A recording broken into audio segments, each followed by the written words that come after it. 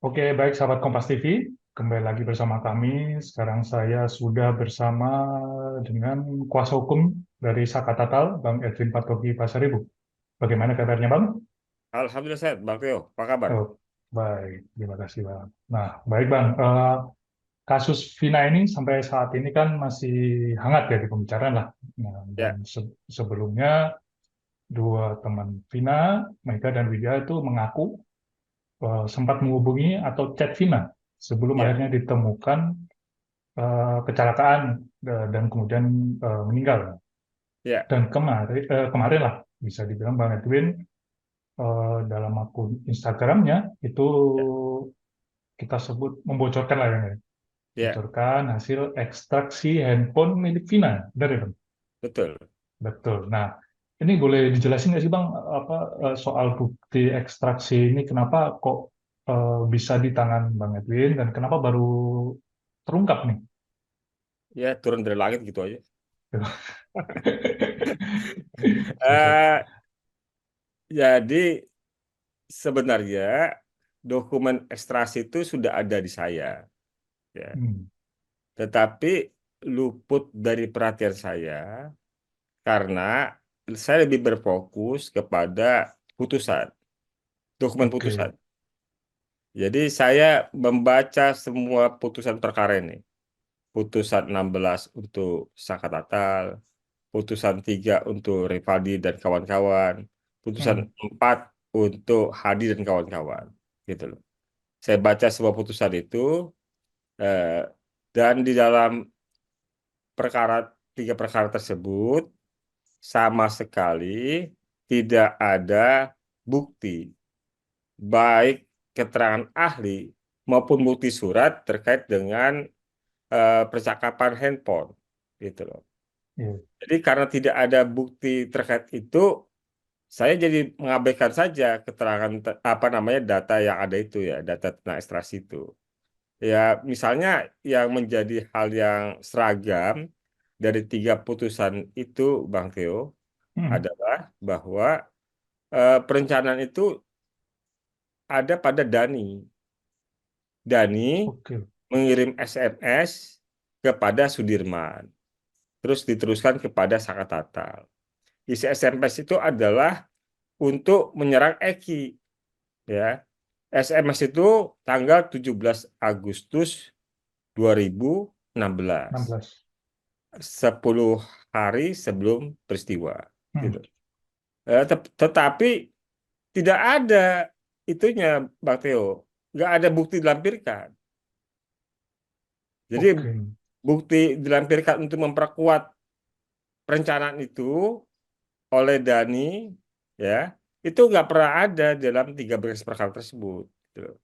Sehingga itulah kenapa saya nggak sebelumnya tidak tertarik dengan bukti ekstraksi itu, gitu loh. Hmm, Sampai kemudian ketika Mega dan Widi Widya bersaksi ya. di sidang PK Tatal menyampaikan bahwa mereka masih sempat berkomunikasi dengan handphone, ya. Pada waktu itu masih BlackBerry, Iya. dari SMS, ya. Itu Widi menjelaskan bahwa pada pukul 22 lewat dia masih berkomunikasi dengan Vina. Bahkan Vina mengajak Widi untuk keluar, kan, itu jalan Hmm, keluar. Dan Widinya nggak mau karena takut nama dimarahin pacarnya. oke. Nah, ditambah saya terstimulus oleh pernyataan Raja Indragiri. Hmm, Raja Indragiri bilang bahwa kunci perkara ini ada pada data handphone dari para korban dan terduga pelaku lah, ya kan. Nah, karena itu kemudian saya teringat bahwa saya punya barang itu, gitu. Saya punya barang itu, kemudian mulailah saya buka, saya baca.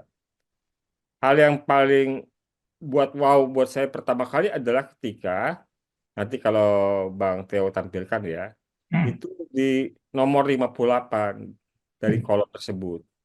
Di nomor 58 dari kolom tersebut ada pesan, ya, pesan teks yang di situ jelas tertulis Widi pesan teksnya gitu. Isun sudah di rumah Widi. Nah, Hmm. artinya Widi yang mengaku di persidangan sebagai sahabatnya Vina ternyata benar. Karena di pesan teksnya itu ada nama Widi gitu. Ya, jadi keterangan Widi ini tidak berdiri sendiri. Ya, Oke. saya telusuri di bagian atas dari keterangan tersebut di tanggal yang sama, tanggal 27 Agustus 2016. Di nanti kalau bisa ditampilkan oleh Mas Teo itu di Hmm. nomor 55 ya. 55. Di nomor 55 itu ada kalimat yang sama persis yang disampaikan oleh Widi dan Mega ketika bersaksi di sidang PK Sakatatal. Hmm. Eh, bukan intinya begini, bahwa di pukul 15 lewat Ya. 14 lewat 10 detik waktu UTC ya, Hmm. itu Widi Vina mengirimkan pesan teks kepada Widi, ngajak Widi keluar. Hmm. Nah, itu sesuai dengan apa yang disampaikan Mega dan Widi ketika di persidangan, gitu. Nah, itulah kemudian kata saya ini valid, keterangan Widi dan Mega ini valid, otentik, dan sangat kuat sekali ya, karena bukan hanya keterangan berdasarkan ingatan, tapi didukung oleh bukti saintifik, gitu ya. Jadi bukti saintifik ini eh, ya, scientific evidence ini mengalahkan, kekuatannya itu mengalahkan bukti-bukti lainnya, Ya. gitu loh. Ya, dia kalau sebagai bukti dia bukti yang seterang matahari, gitu loh. Ya, bukti yang seterang matahari. Gitu. Nah, jadi Artinya ini kan berbeda ya dengan kronologi yang apa? BAP. beda jauh Ya, karena ya. gini Bang Theo. Kalau berdasarkan putusan dari tiga perkara tersebut, itu semuanya menjelaskan peristiwa kekerasan itu sudah dimulai sejak pukul 21.15. Ya. Nah, jadi kalau kita pakai pendekatan waktu yang tadi saya bilang, ya, eh, saya belum lupa menjelaskan. Waktunya tadi kan UTC-nya 15, 4, 15, jam 15 lewat 14 menit Hmm. lewat 10 detik UTC. UTC itu adalah waktu global. Waktu global yang kalau dikonversi ke waktu Indonesia bagian barat itu ditambah 7 jam. Ya. Jadi kalau 15 ditambah 7 itu ketemunya adalah 22. 22. Nah, 7 jam ya, tambah 7 jam ya 22. Jadi waktu yang persis dengan waktu di mana Widi menyampaikan kesaksian dia menerima pesan dari Vina gitu. Hmm. Jadi pukul 22 lewat 14 10 detik WIB. Nah, tadi kita kembali lagi yang dari Mas Teo sampai tanyaan apa yang terakhir ya? BAP. Oh, BAP. Berbeda. Ya. Oke, berbeda BAP. Jadi dalam putusan tiga perkara ini, Mas Teo, itu Hmm. menyatakan bahwa peristiwa sudah terjadi atau dimulai sejak pukul 21.15. Ya. 21.15 itu motor Eki yang membonceng Vina Hmm. di Uber oleh motor lainnya, Hmm. ya kan?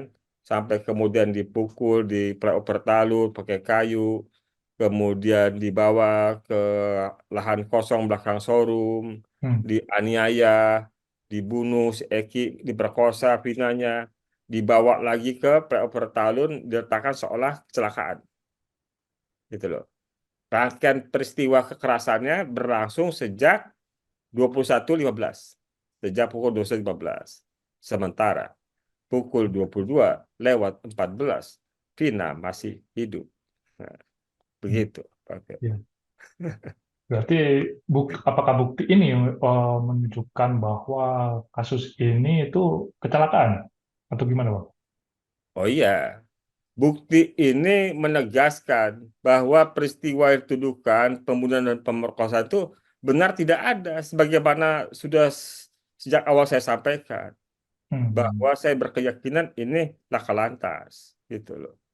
Jadi saya mendapatkan bukti-bukti baru, bukti-bukti baru yang menambah keyakinan saya, ya, bahwa sejak awal saya sudah menyampaikan peristiwa ini laka lantas, tidak ada peristiwa pembunuhan pemerkosaan, ya, dipaksakan memang, gitu loh. Ya. Jadi dengan adanya bukti ini, Bang Teo, maka sebenarnya kita sudah game over, kita sudah case close, gitu loh. Udah, nggak perlu lagi, nggak penting, nggak perlu lagi argumen yang lain. Ya, udah, udah selesai. Mau ngomong soal si Anu lihat ini, si itu lihat ini, ya kan kata si Atu, udah nggak penting, udah selesai. Udah. Titik, udah ada, sudah tidak dalam posisi koma, sudah dalam posisi titik. Nah, begitu Pak Teo. Jadi kan apa sebelumnya kan apa ada saksi Suroto yang menjelaskan waktu kejadian Ya, tersebut apa Vina sudah terkapar, jadi nggak mungkin ya ngelepon gitu. iya, udah titik. Jadi gini, aku mau jelasin gini Pak Teo. Kalau Iya, saya bisa jelasin gini Pak Teo. Jadi Suroto, ya pertama saya ingin sampaikan sejak awal juga sudah sampaikan. Suroto bukanlah orang yang pertama kali menemukan korban. oke. Ya, ketika Suroto, Muhyiddin, Suja, Hmm, Taufik, ya, yang lain itu polisi yang saya sebutkan. Suroto yang bukan polisi. Gitu. Datang ke TKP, keadaan sudah ramai. iya, Jadi Suroto bukan orang pertama yang menemukan korban. Ya.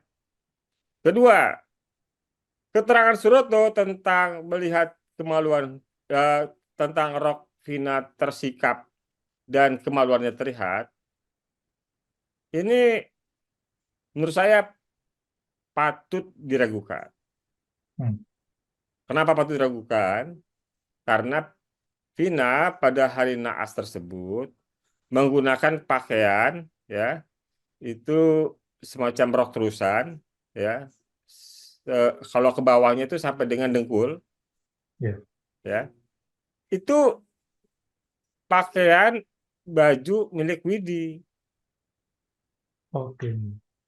Heeh. Dan bukan hanya itu, Mas Teo, yang milik Widi. Kalau kita lihat fotonya Vina di jalan itu, di flyover itu, Hmm, dia kan juga pakai slop. ya, Slopnya juga milik Widi. oh, Satu lagi, Mas Teo. Se- Itu Vina itu pakai short pant. hmm, Short pantnya juga milik Widi. Nah, gitu. Oke. Dan kata Mega dan Widi, Widih, pada hari itu Vina sedang haid, ya. iya, Ya, karena datang ke rumah Widi pada siangnya itu kan hmm, minjem uang 50.000 untuk beli pembalut dan mie, ya, gitu, hmm, instan, gitu loh. Nah, keterangan tentang short pain ini juga cocok dengan keterangan dokter di IGD Rumah Sakit Gunung Jati yang menangani Vina, gitu loh. Jadi keterangannya sama soal celana, tapi soal jenis celananya yang berbeda. Tapi substansi tentang celananya sama. Jadi gini keterangannya dari dokter IGD di Rumah Sakit Gunung Jati, Bang Teo, bahwa dokter itu menggunting celana panjang Vina. hmm, Celana panjang Vina jeans warna biru, itu loh. Ya, jadi tadi saya sampaikan, Widi bilang Vina pakai short pants. Dokter terus menggunting celana Vina, ya, yang berwarna biru ketika di IGD. hmm, Di keterangan Widi dan dokter di IGD itu ya ada kesesuaian, ya kan? Gitu loh. Yang unik keterangan Suroto, bagaimana orang pakai celana dalam, pakai short pants, dalam keadaan haid, kemudian dia bisa lihat, ya. Mhm. Sementara eh, celana dalam Vina itu berwarna krem, mendekati Mhm. putih. Celana dalamnya ada fotonya kita ketika di rumah sakit. Jadi celana dalamnya juga menjadi foto foto bukan celana dalamnya, tapi foto Vina ketika di rumah sakit itu menunjukkan bahwa di bagian luar, sisi luar yang kita lihat itu tidak ada noda darah, Mhm. gitu loh. Padahal kata Suroto celana dalamnya turun, Iya, iya. sementara dia lagi haid. Tapi ketika kita lihat di foto itu bersih, gitu loh, nggak ada nodanya, gitu loh. Jadi beberapa keterangan-keterangan ini membuat keterangan Suroto itu nggak punya pijakan yang kuat, begitu Pak Teo. Iya.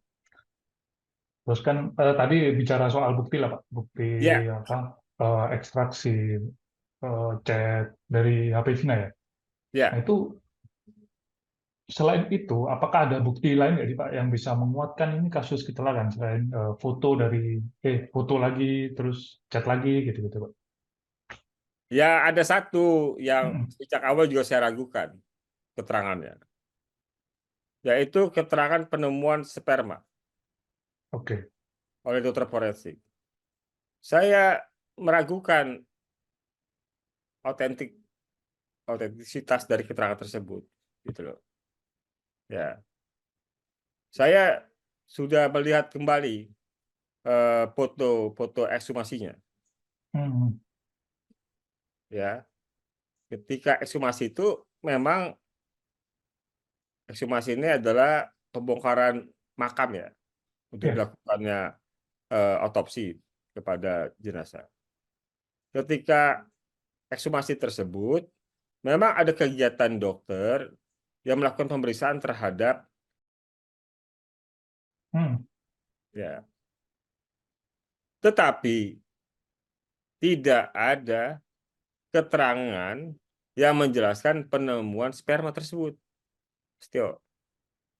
Nah, ini perlakuan yang berbeda, di mana dalam foto ekshumasi tersebut juga dilampirkan pengambilan sampel dari perut, dari kulit kulit luar, ya, kulit perut sisi kanannya Vina, Hmm.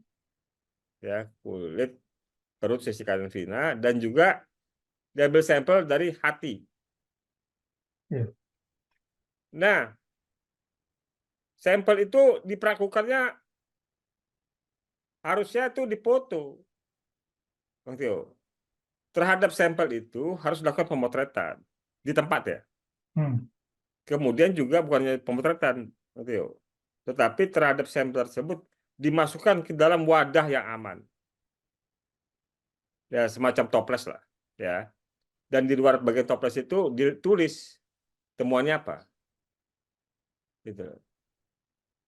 Nah, ketika ekshumasi itu dilakukan, ya, tentang sperma itu nggak ada keterangannya, Pak Tio. Oke. Nggak ada.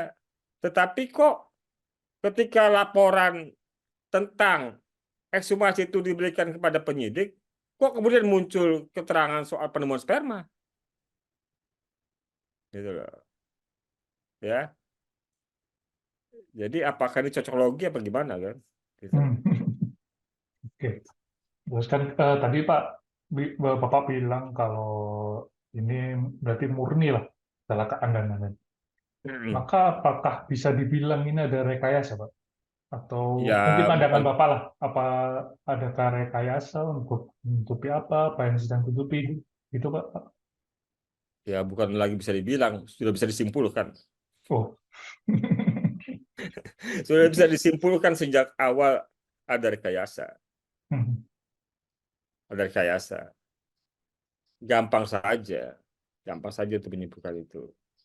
Jadi kalau kita mempelajari dokumen dari perkara ini, ya proses penyidikannya, kemudian pengadilannya sampai putusannya, saya katakan kita akan menemukan 1001 kejanggalan. Gitu loh. Ya, saya katakan bahwa tidak dibutuhkan kecerdasan untuk menemukan kejanggalan dari perkara ini. Gitu loh. Ya.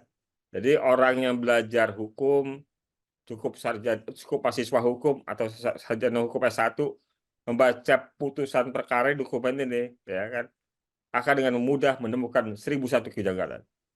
Tidak dibutuhkan kecerdasan untuk menemukan itu. Begitu, Bang Teo. Ya. Bagaimana, Bang Teo?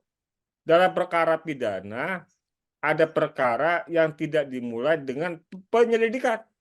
Ya. Perkara langsung naik ke penyidikan. Padahal bukan tertangkap tangan. Gitu loh. Bagaimana ada orang anggota polisi ya yang tidak punya surat tugas, surat perintah melakukan penyelidikan, melakukan penangkapan, nggak pakai surat perintah penangkapan juga, gitu loh. Jadi sepertinya melekat kewenangan itu pada dirinya tanpa perlu ada perintah dari atasan, gitu loh. Ya. Kalau semua polisi bisa begitu bahaya kita. Nah, Eh, mumpung nyinggung nih Pak, jadi kan kemarin kuasa hukumnya dari Pak Ibtu Rudiana ya, itu kan meragukan lah keterangan apa? dari Mega dan Widi. Nah, Ya, mungkin ada tanggapan dari Bapak, Pak? ya, oh, udah nggak perlu diragukan lagi. Udah, Harusnya. harusnya udah selesai. Ya udahlah. Enggak, ketika Mega dan Widi itu ya memberikan keterangan di persidangan tentang hal itu, ya. Hmm, Kalau ada orang yang meragukan, ya, saya maklum, saya makfum, ya kan? Kenapa? Karena hanya mengandalkan ingatan, Oke. ya kan? Jadi saya sangat memaklumi kalau ada yang meragukan keterangan Mega dan Widi tersebut bila hanya berdiri sendiri. Hmm, Nah, tetapi ketika keterangan Mega dan Widi itu berkesesuaian dengan bukti adanya percakapan handphone tadi, maka keterangan itu tidak berdiri sendiri, ya kan? Malah kekuatan pembuktiannya solid gitu, 100%. Jadi dengan keterangan itu kita dapat sudah menyimpulkan, sudah lagi berhenti kita ngomong soal soal pembunuhan, soal pemerkosaan, ya kan? Gitu loh. Udah game over, case close, udah selesai, selesai, gitu. ya, Gitu. Pak, saya mau kembali lagi yang bukti ekstraksi tadi ya. Kan Bapak sempat nyebut sempat tidak apa namanya tidak Memperhatikan, terfokus ya memperhatikan ya. dari bukti tersebut. Jadi apakah memang sudah lama Pak? Berarti apakah dari tahun 2016 atau Ya, ini sekaligus menjawab soal yang tadi Mas Tio sampaikan rekayasa ya. Hmm, Ekstraksi ini sudah dilakukan sejak 2016. Sudah. Pertanyaannya, kenapa hasil ekstraksi ini tidak jadi alat bukti? hmm, Kenapa yang melakukan ekstraksi tidak di BAP sebagai keterangan ahli? Kenapa hasil ekstrasinya, laporan tersebut tidak dijadikan bukti sebagai surat? ya. Kenapa tuh Bang Teo? Kan? Jadi gini, Bang Teo, antara ya dua hal ini ya, yang Ya. oke kalau kita ngomong yang pertama dulu. Jadi hal yang saintifik yang ada pada perkara yang dituduhkan ini, ya, itu adalah kegiatan visum dan forensik. Hmm, Itu yang saintifik, ya. Dari yang saintifik ini tidak ada kesimpulan mereka itu korban pembunuhan, ya. Atau gini, saya ingin sampaikan dulu pertama, bahwa dokter itu mengidentifikasi luka, ya, dan juga penyebab kematian. termasuk apa saja yang menyebabkan orang tersebut luka, ya, gitu loh. Satu disimpulkan kedua-duanya mengalami trauma tumpul. Hmm. Keduanya tidak mengalami luka penusukan senjata tajam, ya, gitu loh. Kemudian luka yang paling dominan luka yang menyebabkan kematian itu luka di bagian kepala, Ya. bagian kepala. Ini ada yang menarik keterangannya Dokter Budi Sendar ketika kami hadirkan sebagai dokter sebagai ahli di persidangan Ahli. psikotetal, ya Hmm. kan. Jadi ternyata Mas Budi itu luka yang Mas Teo, ya luka yang paling paling utama dari intinya itu dari misalnya Eki Hmm. itu ada di jidatnya, Ya. jidatnya itu apa tuh ya, pecah, pecah, ya. Tapi ini kayak gempa, Mas Teo, ya kayak gempa. Intinya di sini, Mas Teo. Hmm. Hmm. Ya. Kalau kita lihat foto Mas Teo, ini baik-baiknya Mas Teo, rata. Kalau lihat Oke. besaran foto, ya Ya. kan, itu cuma bisa kelihatan ketika dilakukan ekshumasi tadi, otopsi Ya. itu. Ya. Tetapi ternyata Mas Teo, itu kayak gempa, itu membuat patahan, patahan begini Mas Teo. Nah, Oke. patahan begini ke belakang, koraknya, Ya. Ya. gitu loh. Jadi, Retak nanti kan. ya, Oh, oke. jadi pusatnya di sini, pusatnya di sini, ya kan, pusat pusat lukanya di sini, ya. Tetapi patahan itu kemudian menjalar ke muka dan juga tulang tengkorak. Hmm. Begitu, Mas Teo. Jadi saya sampaikan bahwa yang saintifik itu adalah kegiatan visum dan forensik, ya. Hmm. Nah, ada keterangan menarik, ini fakta persidangan, ya, yang disampaikan oleh dokter forensiknya Ya. di perkara 3 dan 4. Dokter forensiknya bilang begini, Mas Teo, trauma tumpul biasa dialami oleh korban laka lantas di aspal yang mulus. Nah, nanti kalau ada pihak sana yang bilang, dokter kan bukan menentukan ini kecelakaan atau pembunuhan. Betul. Ya. Saya ingin sampaikan ini pendapat dokternya. Pendapat dokter di persidangan. Ya. Dokter ahli berpendapat tentu berdasarkan pengalaman. Gitu loh. Jadi begitu Mas Theo. Jadi secara visum forensik juga sebenarnya tidak ada menjelaskan tentang peristiwa pembunuhan pemerkosaan. Hmm. Bahkan Hmm. soal penemuan sperma, dokter tidak menyatakan apakah itu karena hubungan konsensual atau ruda paksa. Nggak ada juga. Ya. Hanya temuan sperma saja. Gitu loh. Nah, kalau ditambah Mas Theo, tadi pertanyaan Mas Theo, kalau seandainya ditambah tuh dengan penemuan ekstrasi ini, ya ketika persidangan dulu, ya selesai Mas Theo, nggak sesuai rencana. Bebas mereka. Hmm. Hmm. Bebas Mas Theo. Gitu loh. Bukannya bukannya bebas Mas Teo, bukannya bebas, ya kan? Nggak layak P21 Mas Teo, Oke. bukannya Ya. bebas. Ya. Nggak layak Ya. P21, ya kan? Sayangnya ternyata malah disidang dan seumur hidup ya Pak ya. Seumur hidup, gitu loh. Iya, iya. Ya, Oke. iya. Jadi udah terlanjur lah, misalnya Sakatata udah terlanjur bonyok, Ah, udah terlalu terlanjur bonyok udah ditahan, ya sudah dicepet-cepetin lah, karena juga sistem peradilan anak kan harus cepet kan, ya. gitu loh. Padahal dia bukan pelaku utama, dia cuma ikut Hmm. serta. Tuduhannya cuma sekali mukul di operasi ketika pertama. Tuduhannya cuma sekali mukul di pertama, putusannya 340. Pembunuhan berencana. Bagaimana tuh? Oke. Iya, iya. Ajaib kan? Ajaib. Ajaib. Ajaib. Cuma mukul sekali, ya kan? Badannya kurus, ya kan? Gitu loh. Hmm. Cuma mukul sekali di oper pertama sebelum dibawa ke Ya. forum, ya. Mukul sekali dirumuskan sebagai perbuatan terbukti 340. Pembunuhan berencana. gitu loh. Mukul sekali itu kan 351 huruf Hmm.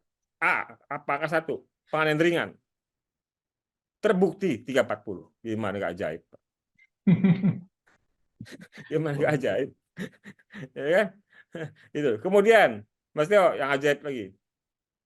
Tadi dokter kan udah bilang tidak ada luka senjata tajam. Ya, ya. Di tiga putusan itu, pertimbangan hakimnya sama. Kronologi yang dari Rudiana Hmm. sampai penyidikan sampai penuntutan itu masih berlaku. Penggunaan samurai, sabetan, tusukan itu masih ada di pertimbangan hakimnya dalam memutuskan. Padahal dokter forensiknya bilang nggak ada, gitu loh. Jadi halu banget ini. Atau kopas aja juga modalnya gitu loh. Ya kan? Iya. Ya, kita kan nggak tahu kasus ini. Mas Teo, kalau nggak ada film Vina itu kan, Hmm. nah sebelum 7 hari itu kan, gitu loh. Ya. Eh, ya jadi memang saya pikir ada stigma ya pada 2016 itu bahwa mereka ini geng motor sadis, ya kan, bunuh perkosa orang. Kedua, korbannya kan dari keluarga besar polisi, Hmm. gitu loh. Ya sehingga mungkin saja esprit de corps di kalangan APH-nya itu solid, gitu loh. Ya, tiga, sudah bobok-bonyok tuh para terduga pelaku, Ya. ya kan? Ya mau Terpidana. diapain, gitu loh. Jadi saya kalau dalam bahasa itu peribahasa terlanjur basah, Mas. Ya udah nyemplung Oke. sekalian, gitu. Oke. Jadi udah nanggung, Mas, udah basah, Mas, ya kan? Ya, kita munculin, kalau dimunculin 2016 itu hasil ekstrasinya, ya batal dong. Gimana? Udah bonyok nih orang, gitu, Mas Teo. Oke. Ya kan? Nah, saya mau bicara soal sidang, putusan lah, putusan sidang PK Ya, Sakatatal. Nah, ini Pak, bagaimana nih pandangan Bapak terkait jelang sidang putusan ini, Pak?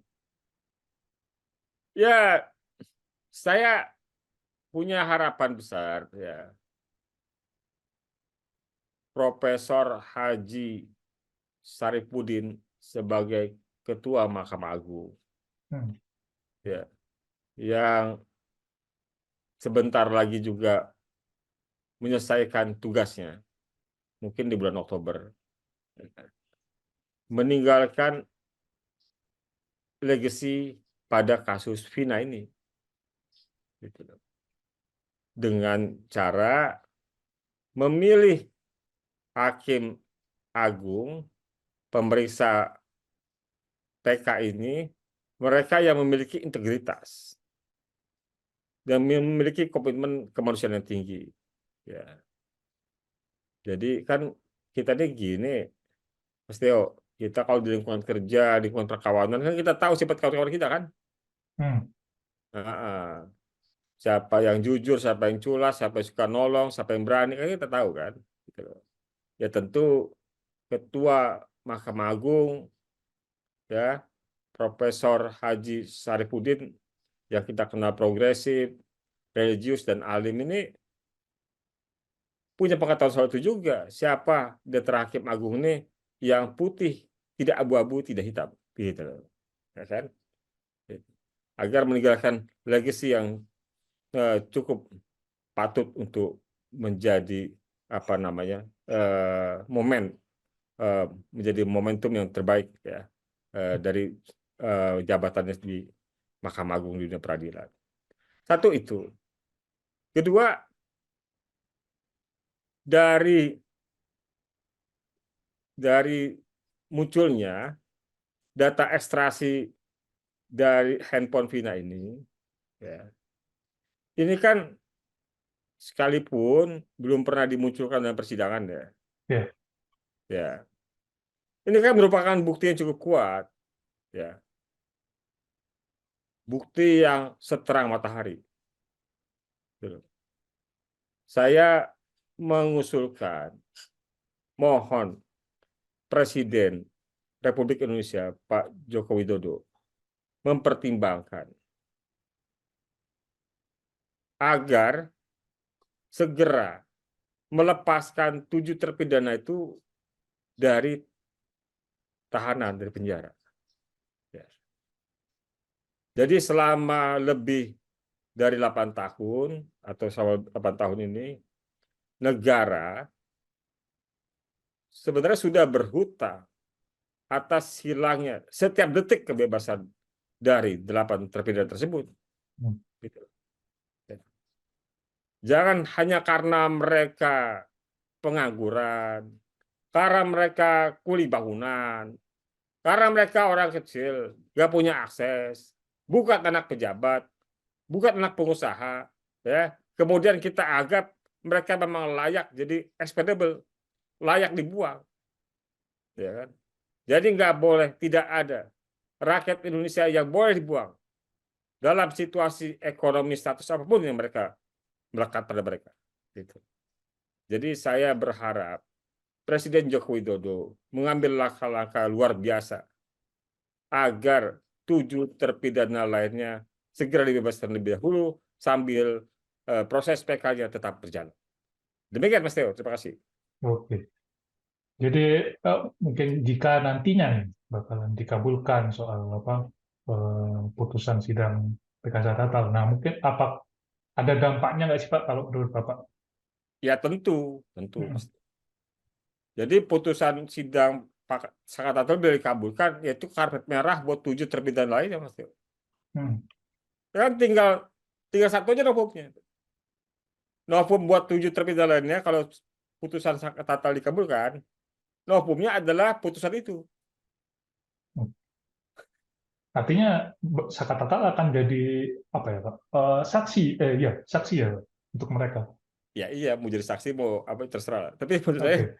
novumnya itu buat 7 lainnya itu ketika putusan Sakatatal apa permohonan Sakatatal itu dikabulkan, ya kan? Cukup satu aja novumnya. Hmm. Novumnya adalah putusan PK Sakatatal dikabulkan. Udah, gitu. Begitu. Betul. Eh, Dalam misalkan jika 7 terpidana tadi ini sudah ajukan PK nih Pak, ya. Ya, Terus dan mungkin sidangnya udah digelar. Nah, oh ya, terus bukti-bukti yang Bapak bocorkan kayak ekstraksi chat ini apakah bisa Pak ditunjukkan bisa, kira-kira ya? bisa. Pertama kan buat 7 lainnya belum mendaftarkan memori PK. Ya. Artinya apa yang kami sampaikan ini kan bisa menjadi novum. Hmm. Kedua, apa yang kami sampaikan bisa menjadi keterangan saksi di persidangan PK-nya. Begitu, Mas Teo. Ya. Nah, Ya. Mungkin terakhir Pak, harapan Pak, Bapak lah terkait kasus ini. ya, saya berharap ya kemerdekaan dapat segera diraih oleh 8 orang ini. Hmm. Kemerdekaan bahwa mereka itu bersih dari peristiwa yang dituduhkan. Kemerdekaan dari hal-hal yang merampas ya kebebasan mereka selama 8 tahun lebih ini. Ya. Kita sebentar lagi merayakan kemerdekaan Indonesia. Harusnya ini juga jadi kemerdekaan buat 8 terpidana. Gitu, ya. Jadi saya berharap ada upaya yang luar biasa, baik dari Ketua Mahkamah Agung untuk Hmm. memastikan hakim yang memeriksa PK adalah hakim berintegritas, dari Presiden Republik Indonesia Joko Widodo untuk mengambil langkah-langkah yang luar biasa, membebaskan sementara waktu 7 orang terpidana sampai dengan proses PK-nya masih berjalan. Demikian, Mas Teo. Ya, Oke, dan juga tentu baik. harapannya agar penegak hukum ya semakin profesional, ya semakin profesional, ya tidak mengandalkan pengakuan, ya tidak dipengaruhi oleh stigma, tidak membuat kelas-kelas sosial yang membuat orang kecil seperti layak untuk dihukum, gitu loh, ya. Jadi hukum memang harus berlaku sama buat semua orang. Demikian, Mas. Terima kasih. Oke, baik. Terima kasih atas waktunya, Pak Edwin, Pak Togi. Sama-sama Mas Tio, kasih kesempatan Iya, untuk wawancaranya. iya. Ya. Oke, sahabat Kompas TV, itu tadi wawancara saya dengan Pak kuasa hukum Saka Tatal, Pak Edwin Togi. Sampai jumpa di lain waktu. Assalamualaikum.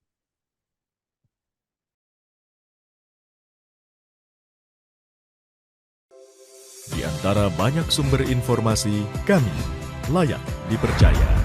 Karena kami menggali lebih dalam, berpihak pada kebenaran, berpegang pada data dan fakta, agar layak Anda jadikan referensi. Kompas TV, independen, terpercaya.